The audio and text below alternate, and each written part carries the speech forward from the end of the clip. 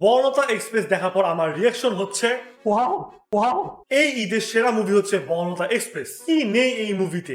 Drama আছে, comedy আছে, emotion আছে, এক কথায় সবকিছুই আছে এই মুভিতে। প্রথমে আসেন গল্প নিয়ে কথা বলি। স্টোরিটা মেইনলি একটা জার্নিকে সেন্টার করে, একটা ট্রেন জার্নি যেখানে ডিফারেন্ট টাইপের মানুষজন উঠে, তাদের নিজেদের লাইফ স্টোরি, প্রবলেম, ইমোশন সবকিছুই না আস্তে আস্তে আনফোল্ড হয়। প্রথম দেখাতে সিম্পল একটা ট্রাভেল স্টোরি মনে হলেও যত সামনের দিকে আগায় তত আস্তে আস্তে বোঝা যায় যে প্রত্যেকটা ক্যারেক্টারের পিছনে না একটা করে ডেপথ আছে। তাদের মধ্যে ক্রিয়েট হয় ইন্টারাকশন, বন্ডিং আর কিছু আনএক্সপেক্টেড মোমেন্টও।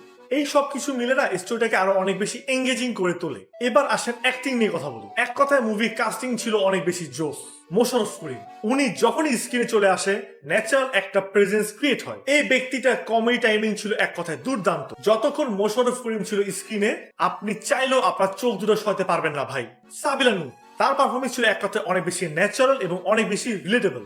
শরীফুল রাজ অনেক বেশি কন্ট্রোল এবং অনেক বেশি ম্যাচুর অ্যাক্টিং করছেন। আজমেরি হক বাঁধন ইমোশনাল সিনগুলো খুব সুন্দরভাবে ক্যারি করছেন। চঞ্চল চৌধুরী তার অ্যাক্টিং নিয়ে নতুন করে বলার কিছুই নেই। সে একজন পলিটিশিয়ানের রোল প্লে করছে এই মুভিতে এবং তার রোলটা ছিল এক কথায় অনেক বেশি সলিড। জাকিয়া বাড়ি মোমো অনেক বেশি ন্যাচারাল এবং অনেক বেশি ইম্প্যাক্টফুল রোল প্লে করছেন। শ্যামল মাওলা এই লোকটা এক কথা টোটালি ফাটাই দিছে ভাই। তার প্রেজেন্সেও না স্টোরিতে একটা আলাদা ভাইব অ্যাড হয়। সব মিলিয়ে বলা যায় প্রত্যেকটা অ্যাক্টরই না ভাই দুর্দান্ত পারফরমেন্স দিছে। একজনকেও আউট অফ প্লেস লাগে নাই আমার কাছে। এখন আসেন বর্ণতা এক্সপ্রেসের ডিরেকশন নিয়ে কথা বলি। ডিরেকশন ছিল এক কথায় দুর্দান্ত। ডিরেক্টর তামিম নূর খুব সুন্দরভাবে একটা সিম্পল জার্নিকে অনেক বেশি এঙ্গেজিং এবং অনেক বেশি ইমোশনাল করে তুলতে সক্ষম হয়েছেন। ডিরেক্টর না ক্যারেক্টার গুলোকে টাইম দিছে, তাদের স্টোরি গুলোকে প্রপারলি ভাবে সে বিল্ড আপ করছে, যার জন্য না ভাই অডিয়েন্সরা ইজিলি কানেক্ট করতে পারে। স্পেশাল করে বলতে হবে বর্ণতা এক্সপ্রেস মুভিটা পেসিং ছিল অনেক বেশি ব্যালেন্সড, অনেক বেশি ফাস্টও না, অনেক বেশি স্লো না। একটা পারফেক্ট ফ্লো মেইনটেইন করা হয়েছে ফুল মুভি জুড়ে। আসেন এবার বর্ণতা এক্সপ্রেসের একটা নেগেটিভ দিক নিয়ে কথা বলি। বর্ণতা এক্সপ্রেস মুভিটার একটাই নেগেটিভ দিক আমার চোখে পড়ছে, সেটা হচ্ছে মুভিটার লেন 10 থেকে 15 মিনিট কম হলে আমার কাছে আরো ভালো বলে মনে হতো।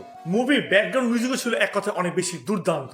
স্পেশালি লাস্টের দিকে যেসব ইমোশনাল সিনগুলো আছে সেই সব সিনগুলোতেও না ব্যাকগ্রাউন্ড মিউজিক অনেক ভালো মতো রোল প্লে করছে। আর বর্ণতা এক্সপ্রেস মুভিটার সবচেয়ে বড় প্লাস পয়েন্ট হচ্ছে এই মুভিতে কোনো প্রকারের ওভার দ্য টপ সিন নেই। সবকিছু অনেক বেশি রিয়েলিস্টিক এবং অনেক বেশি গ্রাউন্ডেড ভাবে দেখানো হয়েছে।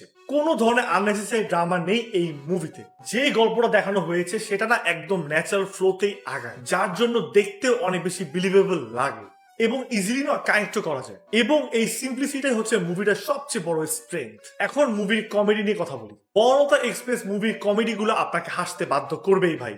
কোন ধরনের ফোর্স জোক নাই, সবগুলো সিচুয়েশন না ভাই ন্যাচারালি আসে এবং ভাই একদম পারফেক্ট টাইমে গিয়ে না হিট করে। কিন্তু না ভাই শুধুমাত্র কমেডি না। এবার আসেন মুভির টুইস্ট নিয়ে কথা বলি। মুভির লাস্টের দিকে কিছু টুইস্ট আছে যা আপনাকে একদমই সারপ্রাইজ করে দিবে এবং সেটার সাথে একটা ইমোশনাল ইম্প্যাক্টও ক্রিয়েট করবে, যেটা আপনাকে একটু স্যাডও করে দিতে পারে ভাই। মুভিটা চলতে চলতে যে মুভিটা কখন কমেডি থেকে ইমোশনাল দিকে শিফট হয়ে যাবে সেটা আপনি নিজেও টের পাবেন না। সো ওভারঅল বর্ণতা এক্সপ্রেস হচ্ছে একটা কমপ্লিট প্যাকেজ। এন্টারটেনমেন্ট আছে, ইমোশন আছে আর একটা মিনিংফুল জার্নিও আছে। এই ঈদে যদি আপনারা একটা ভালো মুভি দেখতে চান, বর্ণতা Express should be in your list. আপনারা যদি বর্ণতা এক্সপ্রেস মুভিটার রেটিং আমাকে পার্সোনালি জিজ্ঞাসা করেন দেন আমি আপনাকে বলবো 9 আউট অফ 10।